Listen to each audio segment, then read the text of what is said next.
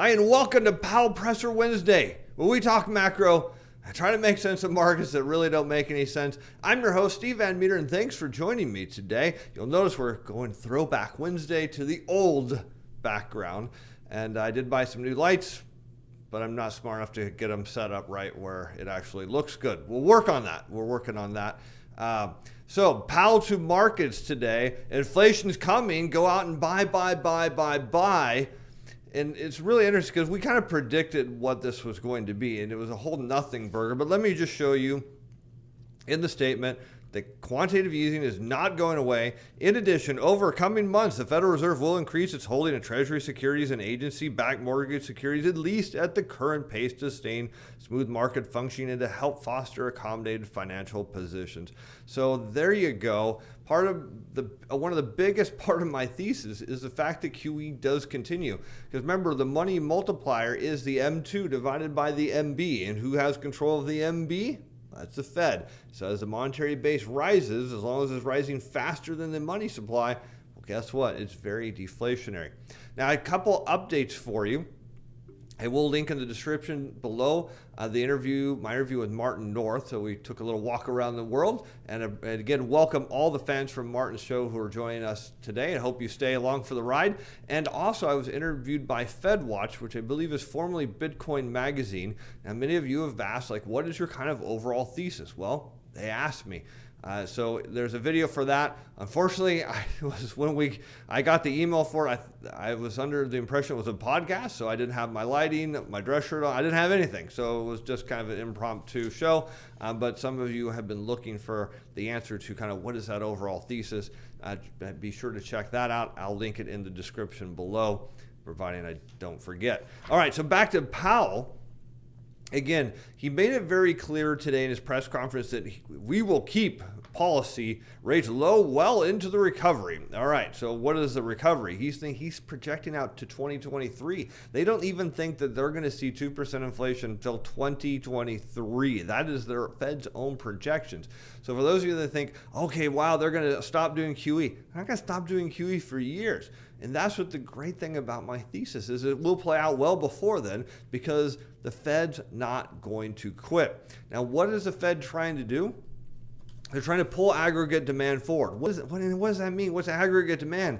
Look, the Fed wants you to go out and buy that new car that you might have slated for next year or 2 years and buy it today. Maybe go buy that new home that you're going to buy in a few years today, or that new TV that you're going to buy in a few years. You get it today because the prices are going to be higher because we're going to have inflation. We're going to keep interest rates lower for longer. And boy, everybody is super convinced that low interest rates are massively inflationary. And of course, the bond market reacted to that. Now, the question that I have is not that, it is the intention of forward guidance, which Powell did state in his press conference that is their most powerful tool, is convincing people to do something they're not ready to do, but do it now, go out and buy now. The question is there demand there? Is there going to be all this demand that the Fed is hoping for? And if not, let me translate to what Powell didn't say is if the demand isn't there at these low policy rates, we're screwed. That is pretty much the problem. Because when he was asked later, well, why 2%? What, something magic about 2%? The answer is we need to get rates up so we can lower them during the next crisis. So if we can't get them up this time, we got a huge problem. But still, no change in QE for years to come. No change in my thesis because that is probably the strongest force of playing my whole view out. Is the Fed is going to continue to keep interest rates low, buy up the supply of bonds, tighten financial conditions until the system breaks. Could be this week, could be next month, could be a year from now. I don't know, but that's how it plays out. Probably sooner than a year when we look at the chart. So why did yields go up today? That is the question, right? Okay, but they're still doing QE. Shouldn't that be bond bullish? Look, when you're a bond bull, right? When you're a deflationist, as I'm sure I've been called, and in the short term, I'm absolutely a deflationist. You get used to being made fun of. You also get used to another fact, that all the data, that anything that ever comes out is always, that's going to be inflationary. A fiscal stimulus, inflationary. A tax cut, inflationary. Lower for longer on yield, inflationary. The answer is always inflationary. Always. Even though for 40 years the year-over-year rate of the consumer price index, or inflation, has been steadily decreasing, is hovering at very low levels, and is not expected to even get to 2% according to the Fed's math, if they're even as so lucky, for 2 more years or so, 3 years, is everything still inflationary? So, the answer isn't always inflationary. Now, there's a second question that's come up recently is, there's a surge in bank lending. Now, I do not work in the lending market, so I do not have access to the data, and I'm not contesting that anyone who does work in it, that this is not true.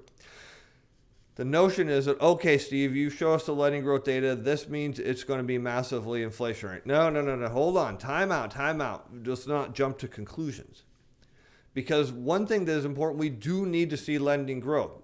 We need to see a substantial amount of it. Because what people forget is every month payments are coming in against the existing loans. And that's the first problem, is we have to offset what is being paid off every month. So if there's just enough new loans to offset all the total payments, then it's a net zero. I need enough new loans to go past what's being paid off every month, and then a whole bunch more. I need to see that. And I need the money that's being borrowed to support economic growth. Wait, what? Okay, let me give you an example. Let's say I've lost my job and I take an equity line, I take money out of my house. Maybe I refi it, or I take it off the equity line, and I use that money to pay for my living expenses and existing debt service. Is that inflationary? No, not inflationary at all. Now let's say I take that same equity line, maybe I'm still employed, and I use it to put an addition on my house or a new yard in or something like that. Is that inflationary? Bingo. So you always have to look at where the money is going. And this is that same point we talked about of, the M2 is rising, it's inflationary. No, hold on. It depends. So before you jump to the inflationary box, which everyone just automatically assumes, inflationary, is you need to put in a new box, a kind of pause as you make that leap to say, it depends. So when people ask me, is this inflationary? I said, well, it depends. Where is the money going? So if if there is an increase of commercial lending, and it is broad-based across the economy, what is it going for? So if a restaurateur is borrowing money, are they buying to open a new restaurant, or are they borrowing money to keep the existing ones open and pay their existing debt? There's a substantial difference in which one is inflationary and which one is not. So do keep that in mind. Now, I've been wanting to look at the economic data because we haven't done that recently. And there's some interesting things in here that we need to kind of take a walk through and take a look at just for fun and to learn something as well. So first, we had on Monday, South Korea Export Price Index. Now, when South Korea exports, what is one of the largest countries in the world where some of those exports are going to go? The United States, the largest importing nation. So export prices on a year-over-year basis went from minus 5.3 to minus 6.8. That is not inflationary. In fact, if the consumer price index in the U.S. is based on import prices, which it is, because here's a chart of it, we did see U.S. import prices tick up. It just followed the CPI a little bit. But what does that tell you for the consumer price index? It's likely to flatten out and roll over. There is a lag between when things leave other countries and get here, but we're getting a preview now. Coming out of South Korea, export prices are down. Look at that. Import prices also lower on a year-over-year basis, went from minus 8.9 to minus 10.5. Exports and imports out of Korea also still very low levels, saying no growth on that in the preliminary August data. Minus 10.1 for exports, minus 15.8 for imports. Let's move on to some other interesting things in here. How about consumer price index, French CPI year over year from 0.8 to 0.2. So that is supporting a slowdown in inflation. How about out of Italy?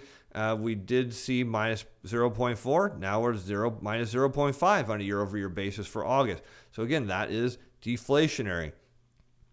All this stuff does flow over to the U.S. Here's the export price index year over year in the U.S. went from minus 3.8 to minus 2.8. That was an improvement. The import price went from minus 3.3 to minus 1.4. We could have predicted that based on the movement of the CPI, but we kind of already now know at some point this is about to flatten out and roll over and head down.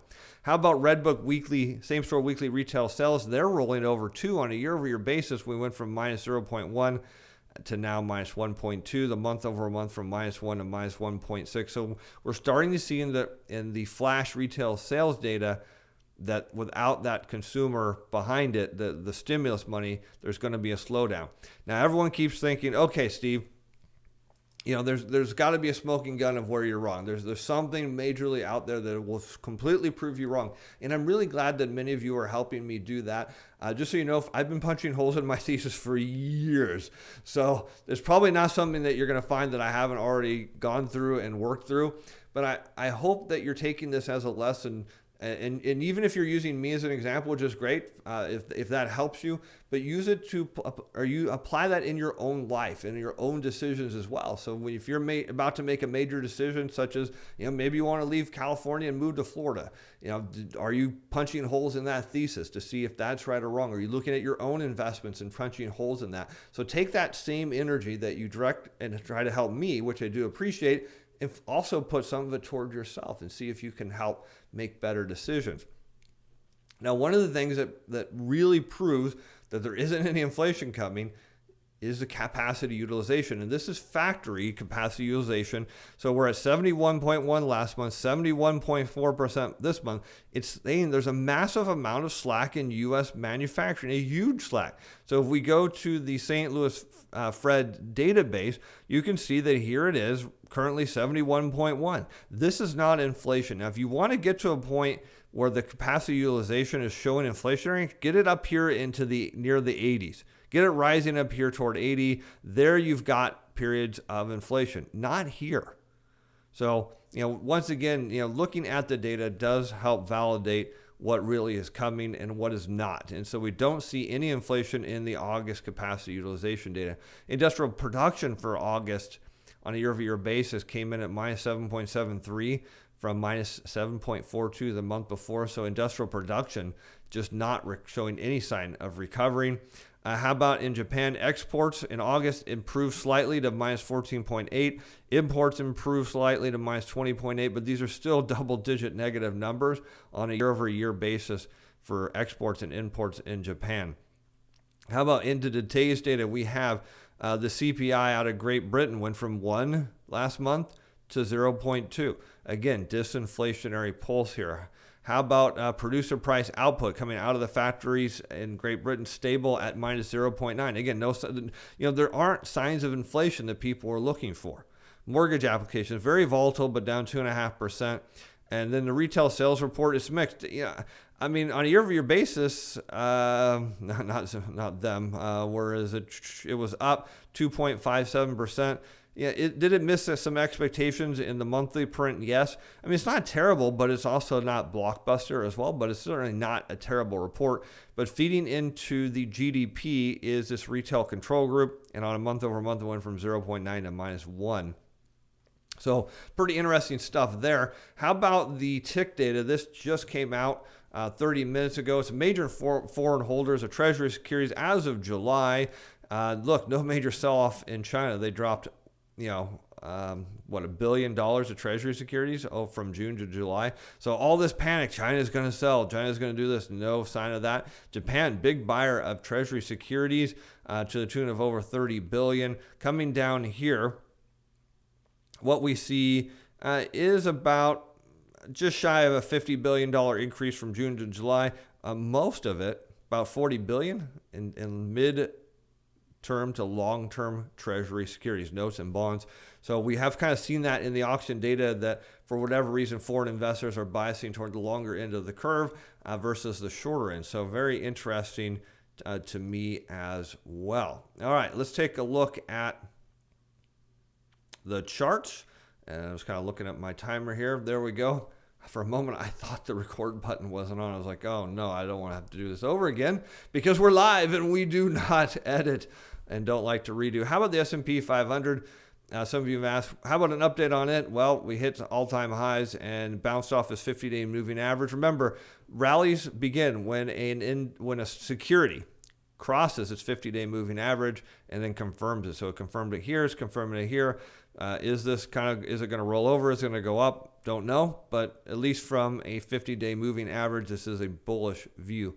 How about Treasury security? Or let's look at the VIX. I haven't looked at the VIX. It's holding its 50-day moving average.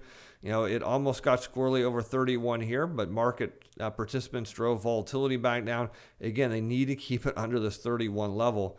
At some point, it's going to pop over that and blast off to the moon. How about the 30-year Treasury yields? So yields went up today following Powell's press conference. Market, interpreting this to be very, very inflationary. Markets always interprets things to be inflationary, but it ran into a roadblock. Same roadblock it always runs into. Let's look at TLT, a little more granular look. We'll zoom in the last 30 days, and you'll notice the Treasury bulls, which are apparently playing defense again, are really holding the ball at the 35-yard line. So this purple line here, this is the 35-yard line. And any time the Treasury bears push the ball to the 35 or even over, the defense stands up and just pushes back. So you look at this as a level is called resist or support. This is where prices thou shall not cross. It's a level of support where buyers are showing up underneath this purple line. And we see that in today's data. It got down there, buyers came in, got down there, buyers come in, and after hours is never something worth paying too much attention to. But for the moment, despite all of this bearish news for the Treasury market, Powell coming out with massive forward guidance, trying to really convince people to go out there and buy, it's still stuck here. It's still hanging out here. And the best part is quantitative easing. We've only had one day this week. Tuesday was the only QE day. It was very light. It was a tips auction. Tomorrow we come back in and we've got, I believe, 8 consecutive days of QE coming going into the end of the month. Or something close to, maybe not consecutive days. But anyways, the QE engine comes back on. And despite all of this, again, bearish news for Treasury bonds, sellers really can't get anywhere. So it tells you this support is holding. At some point, prices thou shall rise and go higher. All right, so with that, be sure to check out the interview with Martin North and FedWatch. FedWatch really needs our help. They only have about 2,000 subscribers, and they got a really great program. So be sure to subscribe. Be sure to like. Even if you don't like it. And I will see you in the comments. I appreciate all of your feedback, and thanks for hanging through the microphone gate. And hopefully, I think we're in 1080 now. So how about that? That's pretty cool as well. And how can you close any video? That's right. For my loyal fans, there's the crown. And with that, I will see you on Friday where we check out that H.8 data to find out if there's a further contraction in the lending market or maybe a rebound. We'll see. I'm Steve Metre. Bye now. The content of this video provides educational information only. It's not intended to provide investment or other advice. The channel is not to be construed as a recommendation or solicitation by or selling security, financial product, instrument, or to participate in any particular trading strategy. This video was prepared by Steve Metre on personal capacity. Opinions expressed in this video that do not reflect the view of Atlas Financial Advising or Steve Metre Financial.